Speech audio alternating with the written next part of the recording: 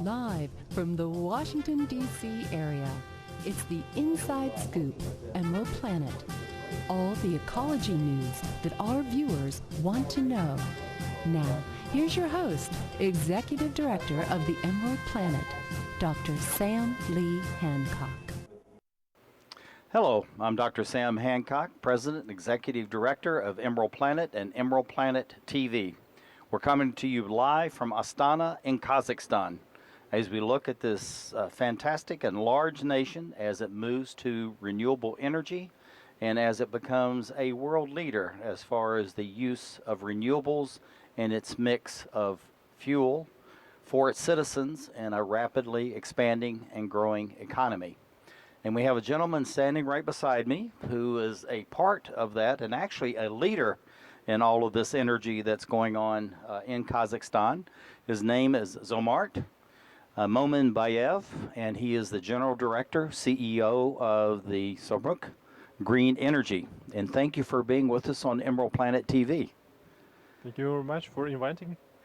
I've heard much about your organization. I know it's very large. It covers the entire country of Kazakhstan. So give us some information about your company. Thank you for your question, Dr. Samuel. Our company is dedicated for developing of renewable energy sector in our country. And we are a daughter company of the Samruk Energy, which is the biggest and largest electricity company in Kazakhstan. The Samruk Energy owns almost 32% of all installed capacity for electricity, power generation, and for the biggest in the world open coal mining. I tell you, that is really a large market sector that you have here in Kazakhstan. And I know in the past you've had this emphasis on fossil fuels, coal, oil, natural gas, but yet very aggressively you're moving to renewable energy, and you've actually added that into your name. Tell us why this move to renewable energy. To have more balanced producing of electricity and for preparing for the future high demand of the green electricity, our shareholder established a group of companies that works directly for renewable energy sector. The first company was our Samruk-Green Energy. We dedicated for solar power plants developing in our country. But also there is good and very interesting projects for the wind farms and for the small hydro plants in different region of Kazakhstan. Tell us a little bit about the small hydro. In some places you call it short or small flow hydro, and I know you're having larger hydro plants than that. But tell us a little bit about this generation from hydro and why you consider that to be green energy. In our country we divide all hydro for the two types. One is the big hydropower plants, which belongs as a strategic assets, belongs only to government and through the government to Samruk Energy as a national company. And the other, which is open for a market, this is small hydro plants, but has the special feed-in tariff, which is much higher than the ordinary big hydropower plants. And the region for that small hydropower plants is the south and eastern region of Kazakhstan, where we have many mountains and we can use the mountains river for generation electricity. Now, Kazakhstan is a very large country. My understanding it's the 9th largest country on the planet. Yet you have a small population base compared to the size of your country. So, but yet at the same time you have a growing population and you have a very fast growing economy. How do you balance that with this emphasis now going to green energy or renewable energy?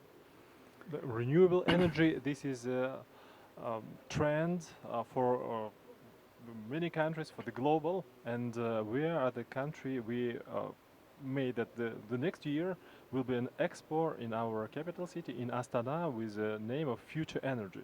And we are very active in developing and co-developing with our other countries and vendors for that technologies.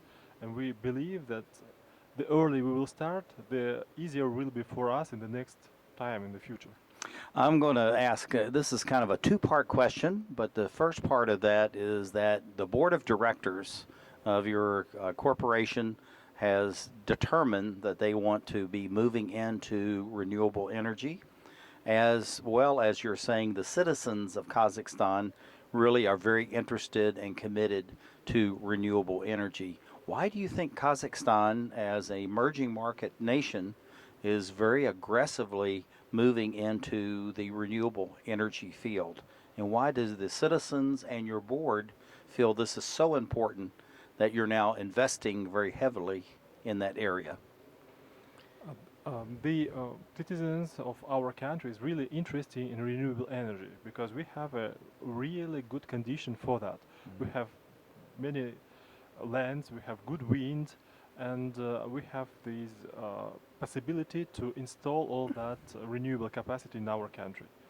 And what is more, the traditional electricity in our country, because the coal is maybe the cheapest one, and the traditional electricity is a cheap, and that's why the economy we have some like advantages because of cheap electricity.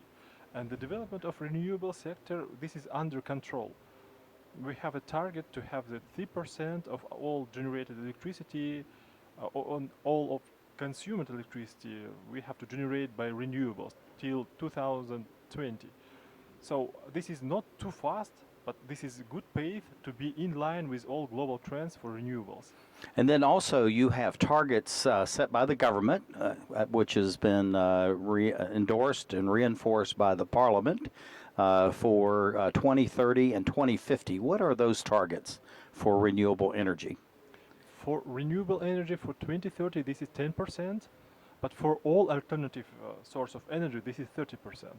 And till 2050, we have to have 50% from renewables. So that's a very aggressive schedule. And Samruk is the leader in that with huge market share within Kazakhstan.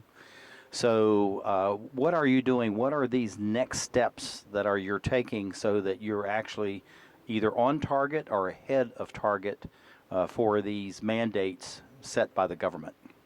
Of course, the first is the regulatory basis. We actively work for improving our legislation towards make more interesting for the investments in that direction. This is first. Second is because we are a large company, we can invest into that the needed sources to develop on the target level. And we, of course, welcome all the other participants and investors to invest into that business in Kazakhstan. Now, something that you and I talked about before we came on camera, and you were mentioning the research that you had done as far as the auction, looking for new sources, alternatives, and even new companies to move into the marketplace. Can you please describe for us this auction concept?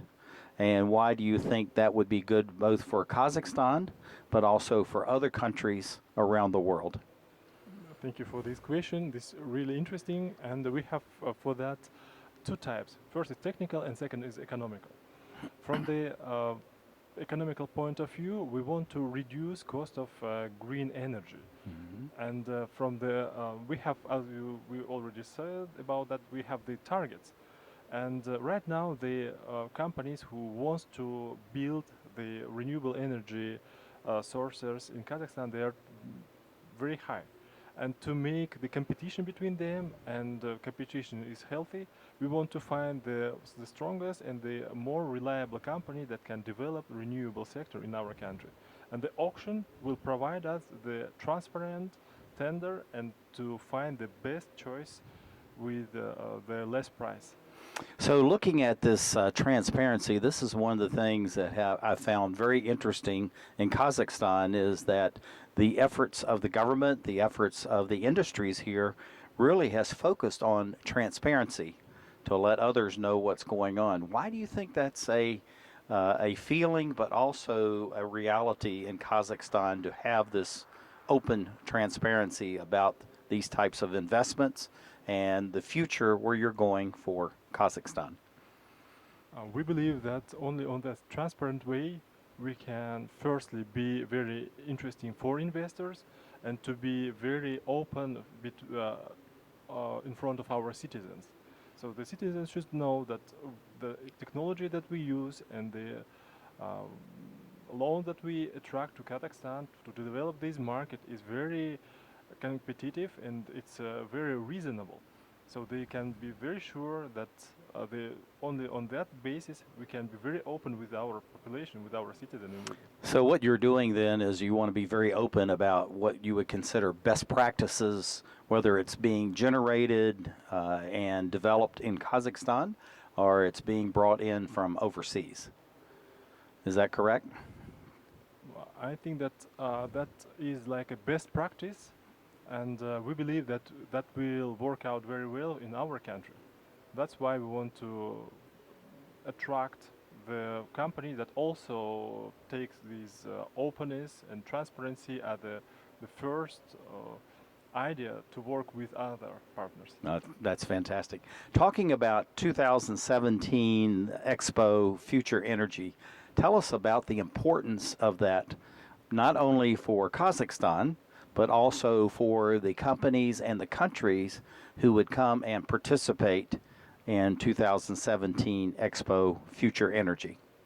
We treat the Expo 2017 as the biggest and very important national project. And for us, this is to show the Kazakhstan that we are also in all the global trend for supporting of renewable energy. Even as we said that Kazakhstan has very huge resources for hydrocarbons and for coal resources. Nevertheless, we develop that and to show that in Kazakhstan we are really thinking for that categories like 2050 years, and we want to be in this role which will be help our planet, will help our industry, will help our citizens for the future sustainable life and economy and development. Well, we're just about out of time, so thank you very much for being with us and sharing. What do you see for the future growth and development of Samruk-Green energy over the next 5, 10, 15, even 20, 30 years? We see, and this is our vision, that we will be on the market and to participate in the realization of the renewable energy sector and to help other investors to be introduced on the market and to develop the very promising technologies for the benefits of our citizens. One last question, which goes to your research, back to this auction. What do you see for the future of that in Kazakhstan, that concept? I believe that we will learn how to use this auction and the best methods that we can implement, and I believe that that will cultivate in our investors, in our businessmen, that you have to be strong, you have to compete, and the success will be on your side. Okay, thank you very much. Well, thank you for being with us to share about your company, and thank you for being with us, dear viewer, as we look around the globe to create the Emerald Planet. Too many women get hit by their boyfriends and husbands. Too many women are pressured into having unprotected sex. Half of the people in the world living with AIDS are women. It doesn't have to be this way. Together, we can change this reality. Let's strive for a world free of violence.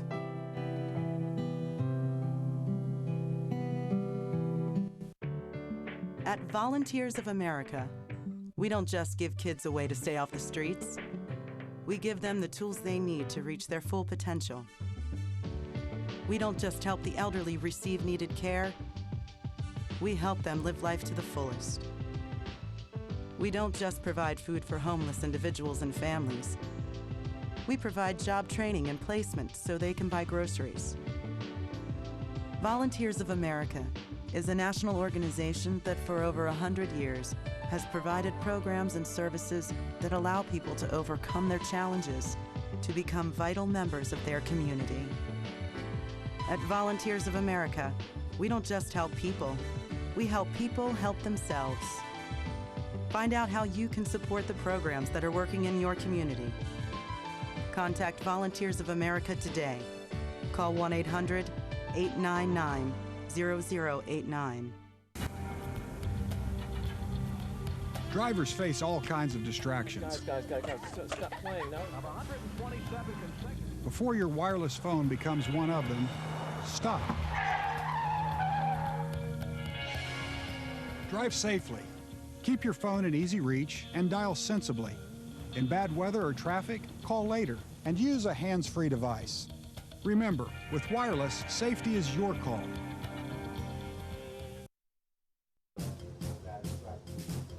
Live from the Washington, D.C. area, it's the Inside Scoop, Emerald Planet. All the ecology news that our viewers want to know. Now, here's your host, Executive Director of the Emerald Planet, Dr. Sam Lee Hancock. Hello, I'm Dr. Sam Hancock, President and Executive Director of Emerald Planet TV. We're coming to you live from Astana in Kazakhstan, looking at future energy. We're here to find out about the dynamics of this very large, very important country as it moves to a more green energy and green infrastructure. Sitting right beside me, someone who is working internationally, is Talgat Temirzhanov. He is the Business Development Director for ILF Kazakhstan. Welcome to the Emerald Planet TV. Thank you, Dr. Hancock. And it's good to meet you, and tell us a little bit about your organization. So ILF is an Austrian company. We're engineering consultants. We help companies to solve the engineering challenges, typically in different industries, from oil and gas, energy, and renewables energy is one of our key industry topics. Now, it's very interesting. I know that Kazakhstan is seeking to develop its own green infrastructure. It's also starting to engage in research and development for renewable energy technologies, manufacturing, but also you're very interested to bring in international firms that already have this expertise. Why would an organization from Austria be interested in coming to Kazakhstan? There are some of the reasons are pretty simple. It's that in Kazakhstan, ILF has been heavily involved in oil and gas industry previously. And as you know, oil and gas industry is not doing so well. And we decided to bring our renewable practice because we see on the country agenda our clients asking for what we have in other countries and we decided to bring our experts and share our global experience and how to adapt it to our local conditions. Now, looking at from the country perspective of Kazakhstan, why would it be so willing and eager to attract international firms, Austria, German, American, many other countries, to come here and set up its operations and for collaboration? From my left's perspective, we had a pretty strong of engineers here. Some of our engineers went to study overseas for different disciplines, and the main topic was the people that ILF had already in Kazakhstan. So it was a relatively easier transition to use the same resources for a new topic that is new to country. Now, you think of Kazakhstan, although it was formerly part of the Soviet Union, but it's been independent now for almost 3 decades. But yet you have a very high standard of education in this country.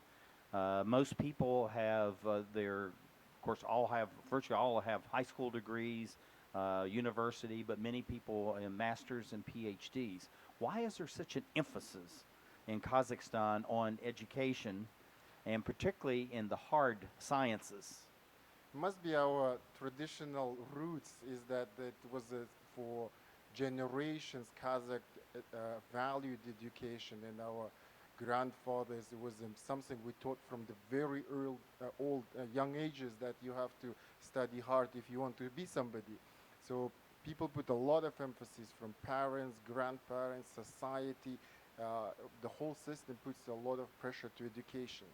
So it's just a one-way sort of thinking. We believe that's the only way to become somebody in this country or in the world. You have to study hard, and this rooted goes to our thinking in that we pass to our kids and our grandkids, that without education, you cannot really do much.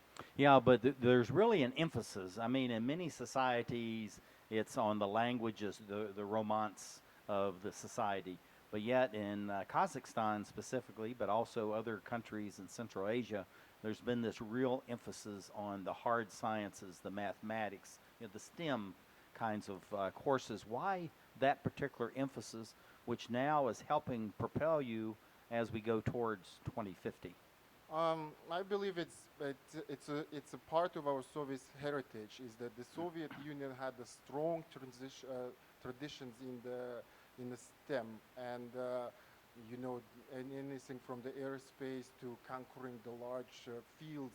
It was we solved large, complex technological problems, and that heritage stayed, developed into something new. Now our kids go to study overseas.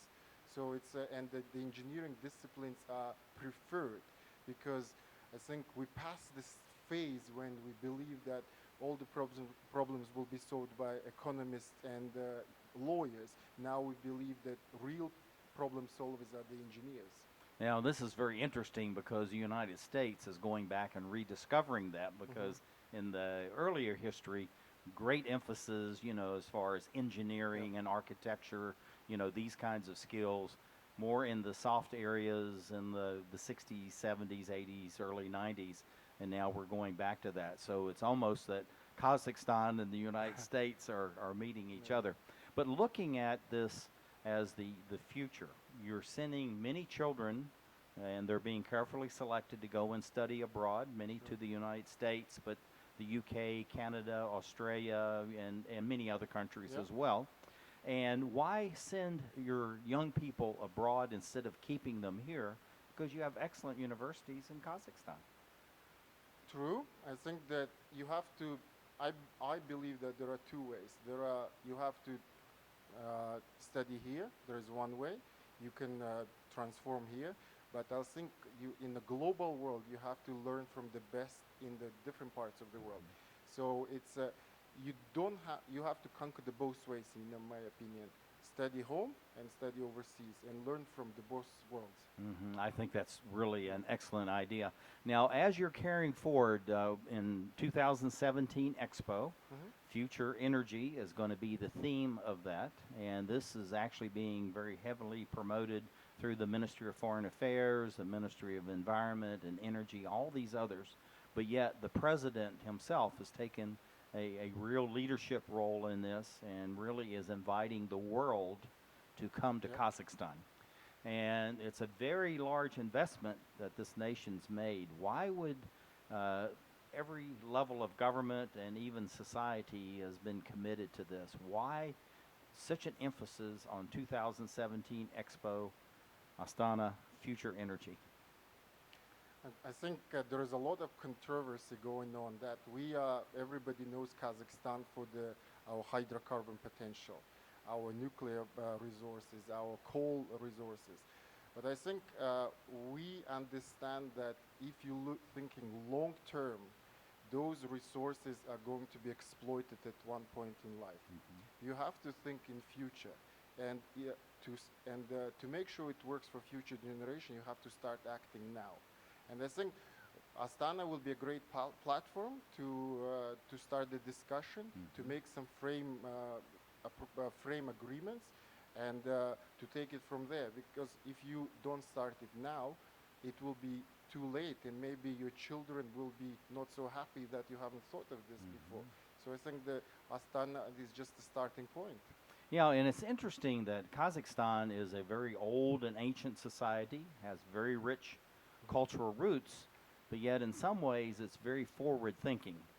And so as we're moving towards 2050 and this whole thing of the tipping point as far as climate change is concerned, what do you think Kazakhstan is contributing to the world beyond just the Expo in 2017, but what else is it contributing to the world as far as we can manage this, we have to start now, and here are some practical ways of doing that?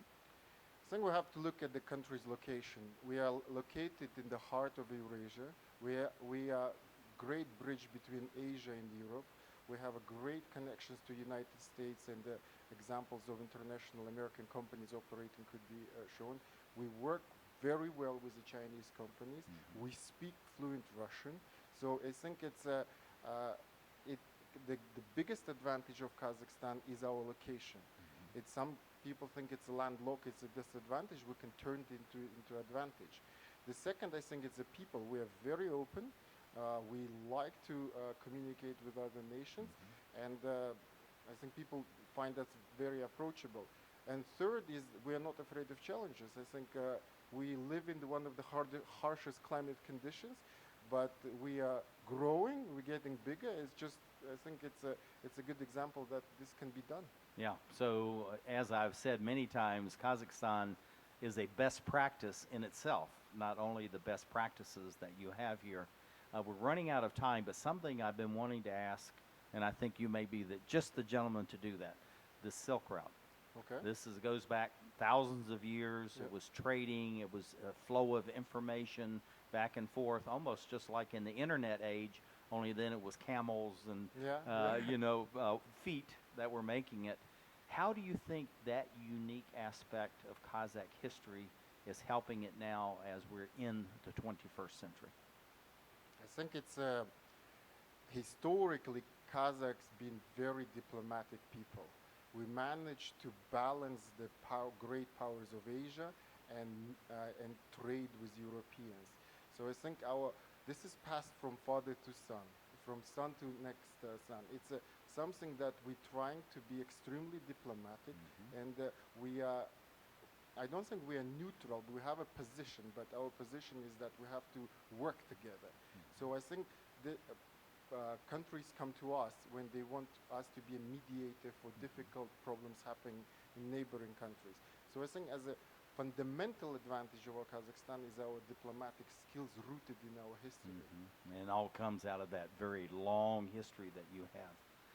One last question. We only have about 30 seconds to do all this. What do you see for the growth and development of your own company, which is Kazakh and Austrian, over the next 5, 10, 15, 20 years? ILF came to Kazakhstan almost 20 years ago. We didn't grow fast, but there was a deliberate opinion, a deliberate desire. And now we want to, and it was mostly oil and gas. Now we want to move into renewable sector, hydropower, photovoltaics, wind energy, because we believe there is a strong need and we can bring value. So we're very positive about Kazakhstan, and hopefully we will be here for long. We have about 10 seconds. Okay. What challenge do you want to give to the young people that are watching this show here in Kazakhstan and all around the globe? I think there are two approaches, I believe, and they Gotta might be quick. Okay, and you have to be very systematic in your thinking. You shouldn't do shortcuts. You have to be very methodological if you want to achieve something, and you will achieve it. That's very good.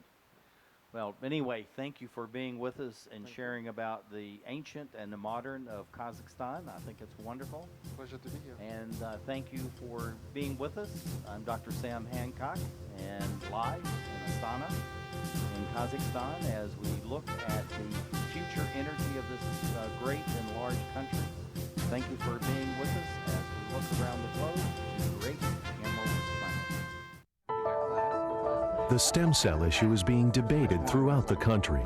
Truth is, most everyone has an opinion, even if they don't know the facts. Let's stop arguing and start really understanding the potential of stem cell research. For us and for millions of Americans living with disabilities, get the facts. Call 1-877-842-3442 for free information from the Stem Cell Research Foundation. That's 1-877-842-3442. Following the tragic events of September 11th, there have been hundreds of violent attacks against innocent Americans. Remember what that flag you're waving stands for. Remember, please stop the hate. We're stronger when we are united. Remember what that flag you're waving stands for. One nation under God. Indivisible. With liberty and justice for all. In America, there's either room for everyone, or it's not America. Don't pick the wrong fight. Let's keep America land of the free. Stop the hate. Live from the Washington, D.C. area, It's the Inside Scoop, Emerald Planet. All the ecology news that our viewers want to know. Now, here's your host, Executive Director of the Emerald Planet, Dr. Sam Lee Hancock. Hello, I'm Dr. Sam Hancock of Emerald Planet TV. We're coming to you live from Astana in Kazakhstan, looking at renewable energies and the future of energy in this very resource-rich country. But with all the fossil energy resources they have, this nation has committed to renewable energy and to move towards reducing greenhouse gas emissions, not only for Kazakhstan, but also for the world. And standing right beside me is Arman Kashkinbekov, and he is the Deputy CEO for Renewable Energy Association of Kazakhstan. And Arman, if I can use your first name, welcome to Emerald Planet TV. Thank you very much. It's my pleasure. Well, it's wonderful being here in Astana. It's a very beautiful city. But everywhere you go, you can see that Kazakhstan and Astana itself is making a commitment to renewable energy. Tell us a little bit about your association. Thank you very much for your question. Our association is existing for about 4 years in Kazakhstan and uniting all major players of the industry of renewable energy in Kazakhstan. We understand that Kazakhstan is just at the beginning of its way of building this industry, and we working closely with state bodies, Ministry of Energy, government, parliament on the newly adopted changes and amendments to laws, legislation on green economy. And Kazakhstan has clear goals which were approved by the president, reaching 3% in total electricity output in Kazakhstan by year 2020, about 10 to 30% by year 2030, and reaching up 50% by year 2015. So when we have this set clear goals approved by the government, by the president, we're helping the industry players to develop so that these goals are achievable. Well, the interesting thing about it is that your president, but also people in general in the ministries, but also the citizens of Kazakhstan have really committed themselves to a new green future of Kazakhstan. Why do you think that the people of Kazakhstan, as well as the administration, is embracing having such a emphasis on renewables? I think that our people with open borders travel worldwide. They see how the industry is being developed in Asia, Europe, and in the States. And also, another factor which is affecting is a drop in prices for oil and gas. Kazakhstan is known worldwide as a big producer of energy resources, meaning oil, gas, uranium. But with dropping prices, people now starting thinking about the future energy. And future energy is coming from alternative sources, which means sun, wind, and small hydro stations in Kazakhstan. And as per the estimates, Kazakhstan has a huge potential in all these three areas. And that's why people and companies and industry players starting being more and more interested in developing based on individual basis for households to provide electricity for the needs of their homes and facilities they have, as well as for the industry. Well, I think the interesting part about this, too, is that Kazakhstan not only wants to be a producer of its own renewable energy using the considerable wind and sun and hydro that you have, but also you want to start manufacturing and designing and working on creating your own technologies here in Kazakhstan. Tell us a little bit about this move to the design, research, and manufacturing of your own equipment within Kazakhstan. Yes, it's a right trend of localization, which is happening right now in Kazakhstan. More and more investors consider such projects of installing facilities in Kazakhstan to produce solar panels, small wind generators. And for example, in Kazakhstan, we already have a big plant called Astana Solar, which is producing solar panels. They are quite competitive if we speak about the quality, if we speak about the service they provide. So this industry is also a startup and will be growing. And I think as soon as the big industry of renewable energy is growing in Kazakhstan, supporting industry of local production of the facilities and equipment will also grow. And as we heard today during the summit, that many foreign companies, key leading ones like Schneider Electric, GE, and others, are ready to help local producers with these initiatives. Yes, there's much interest in the United States as far as Kazakhstan is concerned. The embassy in Washington, D.C., through your very energetic and very dynamic ambassador, is reaching out to companies all across the United States. And I know that your embassies abroad are very active in doing this. So it seems like the whole apparatus of the Kazakh government is firmly behind the commitment to renewables, as you said, passed through the parliament, approved by the president.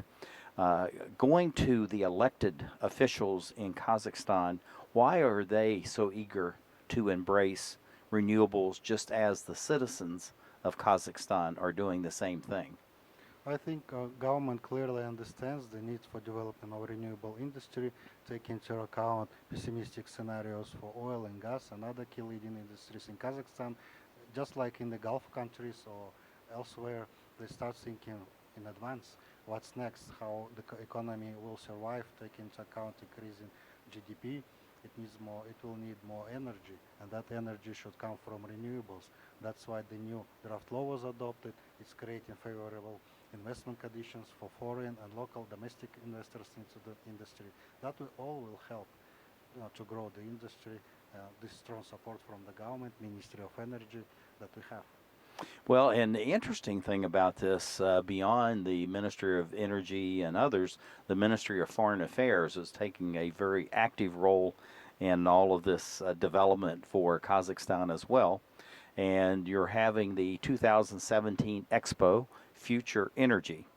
That's a very progressive stance for the government to take, and you've made a huge investment as a nation in preparing the facilities for this 2017 Expo.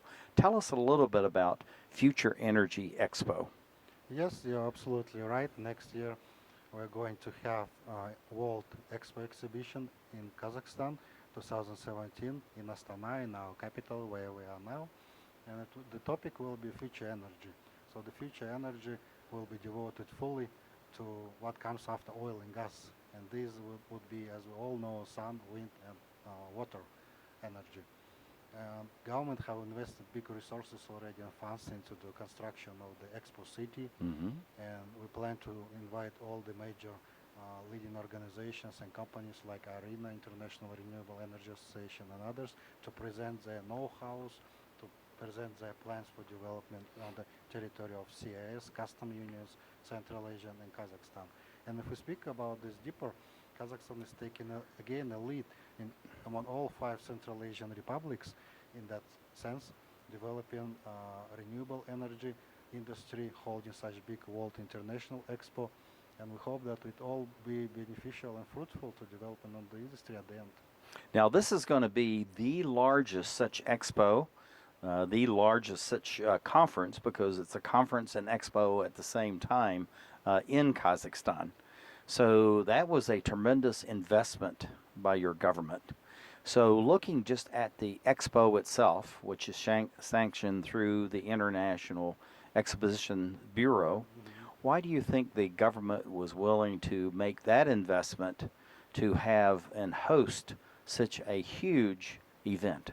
I think the goals of the government were quite pragmatic here, because, as I said, they tried to start developing renewable industry by creating appropriate framework in terms of the legislation, and this expo and exhibition will allow them to get more information about best techniques and technologies available in the industry, to present Kazakhstan investment opportunities as well to big international corporations which are already working in Kazakhstan or will be coming, financial institutions, also very important, international financial institutions.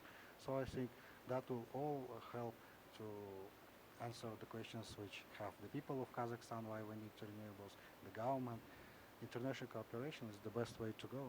That's why we have it. I think looking also at small to medium scale enterprises. As you know, much of the development in the United States and truly around the world, even in a country as large as China or India, they're really looking to the innovation of small industries to advance the technologies. How would you want to encourage small to medium scale enterprises in the United States and other countries, as this reaches across the globe, should come to Astana and invest their time and energy, literally, to be here to share the technologies, the techniques, and the innovations that they have with Kazakhstan and the world? Absolutely, you're right. We know the example of America, where there is a Barack Obama initiative on greening the economy, and that already more than 1 million households in the States have solar panels installed on their roofs. And we would like to follow the same way. We will be very happy if not only big corporations, which of course are important industry players, but small, medium enterprises, small businesses will come share their experience, start their business in Kazakhstan, and provided all the support is available from the governments through tariffs, through allocation of lands and other techniques. So I think we will be very happy if the cooperation is being installed not only on the top level between the big corporation, but on a level among people, households, small and medium enterprises. Yeah, this is one of the unique features, particularly of the United States. If you look at the national level, it's one perspective.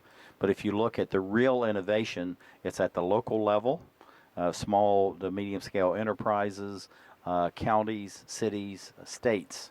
So we're just about out of time.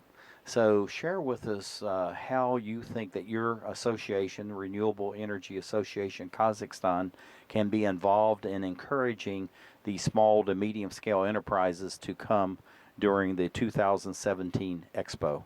I think our association, being one of the general partner of national company Astana Expo 2017, can provide all the necessary support in terms of informational support, advisory support, presentation of investment opportunities of local companies in the renewable sector, so that the visits of small, medium enterprises and businesses to our expo exhibition would be fruitful to the maximum. Okay, well, we're just about out of time. So what do you see for the future growth and development of your own association? I think our association should play a leading role in Kazakhstan, just like other industry associations. We have seen already the huge inflow of new members, and majority of them are Western companies or Eastern companies outside of Kazakhstan. For example, one of the examples would be President had signed new amendments to the law on green economy, and almost in a week or two period, number of our members increased by 2 times. So we plan to grow further. We plan to help our members to do successful businesses in Kazakhstan. That's why we have our association. That's fantastic. And thank you for being with us as we come to you live from Astana in Kazakhstan as we create the Emerald Planet.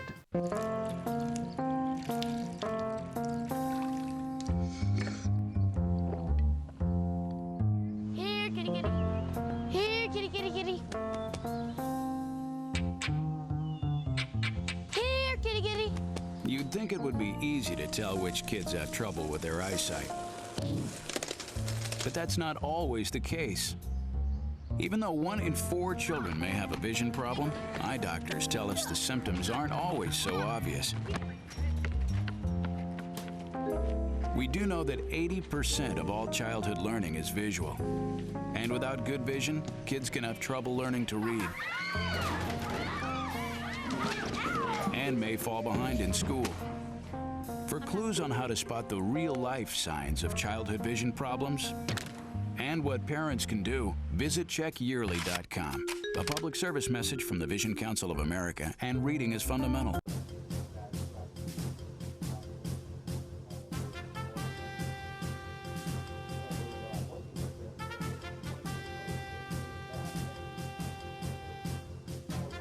We're back to the Inside Scoop Emerald Planet.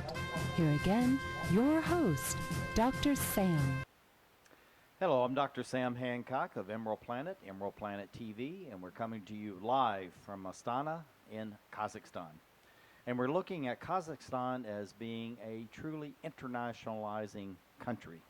It's in Central Asia. It's getting ready to host the largest ever expo in the entire region, 2017 Expo Fresh Energy. And so what is it about Kazakhstan that is attracting very much interest among international companies and international community? And this is something that we're going to be discussing with a gentleman who's sitting right beside me, who, although has worked in many other countries around the globe, has decided he's going to be working with Kazakhstan and that there are good best practices being developed here. This is Pedro Xavier Martins. He is a manager of Sarmiento, and it is a global company and working globally. But thank you for being on the Emerald Planet TV. Thank you very much for the invitation. Tell us about your company and its global reach. Yes, SUBLIMERITO, it's a company that it's based in Portugal. We have opened it in 2008, and we work mostly to Portugal and to speak Portuguese countries, mostly in Africa. We have done some works there. And also, too, I understand that you're working with Brazil, which is another Portuguese-speaking country. Yes, we also work. Here, what I've done to be able to face the challenge that Kazakhstan gives us, because this is a really promoting country, I think this will be in the next years one of the most most developed countries here, because they have big aims and big capacity to do. I have joined people that I already work with, like LENEC, like Quadrant Procerge and Eichplan. These companies gives me more strength and what we can do. Now, but looking at this, it's very interesting that you've been working in all these Portuguese-speaking countries in African continent, Brazil, and in Latin America, and yet you jumped all the way over, thousands of miles away in Kazakhstan. Why Kazakhstan? Two issues. I've heard about Expo 2017, and one of the companies that is with me, Eichplan, they promoted Expo 98. It was Park Expo, and Park Expo has closed, and Eichplan gathers this knowledge. So, on September 2013, I joined a group, to try to do here some actions and to promote our technologies and Portuguese capacity and experience in Kazakhstan. Despite this, we did not forget the other countries. We still have, for example, as I told you, some office there working on Quadrant Procerge. But I think Kazakhstan right now, it's one of the most promising countries all over the world. Now, looking at the best practices that you've learned in the Portuguese, like Mozambique, Angola, and of course Brazil, what are some of those best practices that you feel like that you can apply here in Kazakhstan, and then through the Expo 2017 Future Energy, then can spread around the globe? This is like this. When we reach to any country, we need to be very humble and to understand the country. Like this, we have established SUBLIMERITO with Green Academy, a very good partnership. We are here in invitation of Green Academy, and we thank also to ESPON 2017 and Ministry of Energy. On African-speaking countries, mostly what is there more developed is solar. But solar, since that this is still starting very much.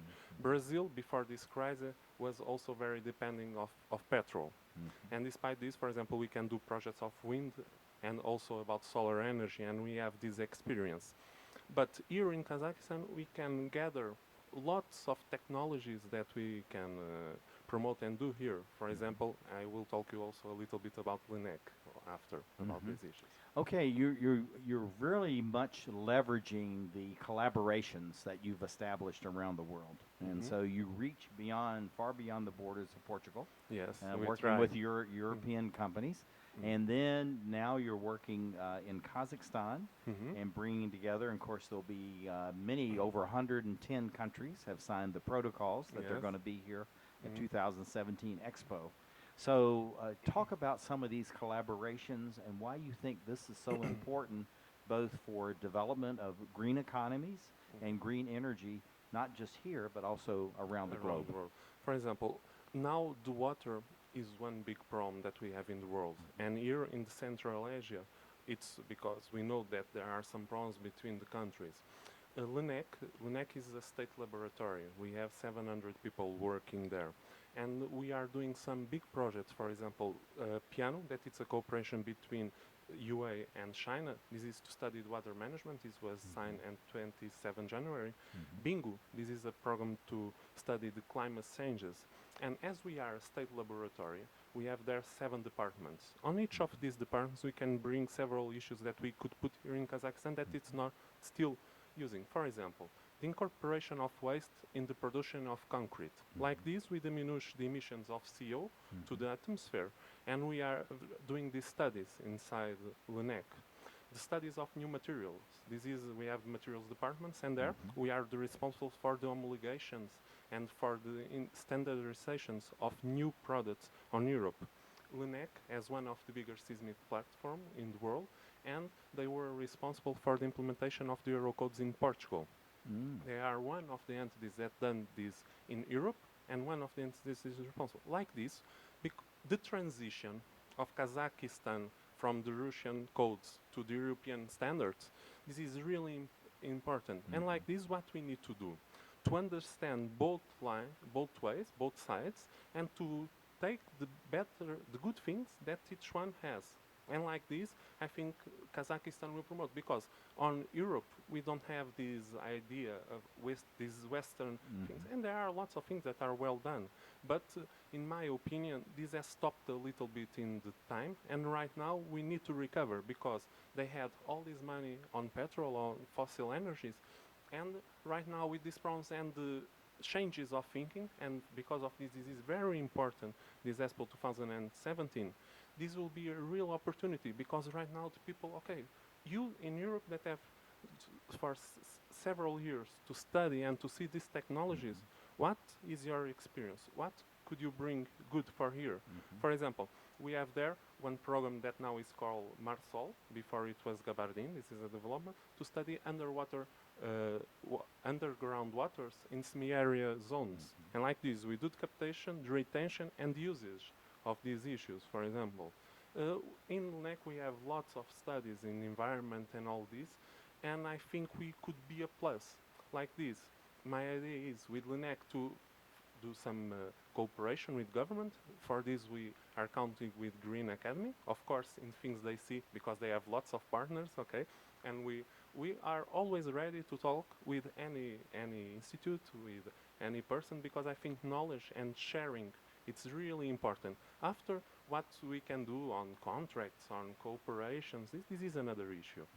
Look at LUNEC. This is something, it's a Portuguese think tank and a part of the government. Is that what you're saying? Yes, it is a national state laboratory. We were founded in 1946. Lobo Ferreira, so we have 70 years right now. Lobo Ferreira, that is the responsible for the foreign affairs of LUNEC, is coming. He's now traveling on plane, and he will be speaking tomorrow and talking a little bit about the experience of LUNEC on these green issues. This will be really interesting. Now, looking at the future of the world economy, of course, there's been a great slowdown as far as Europe is concerned. Yes, China, Brazil, you know, the BRIC countries, if you will, have been hit very hard as far as this change in the revenues from the petrochemicals, particularly on natural gas and oil. But green energy really is the next future, but it's also very much now, right now.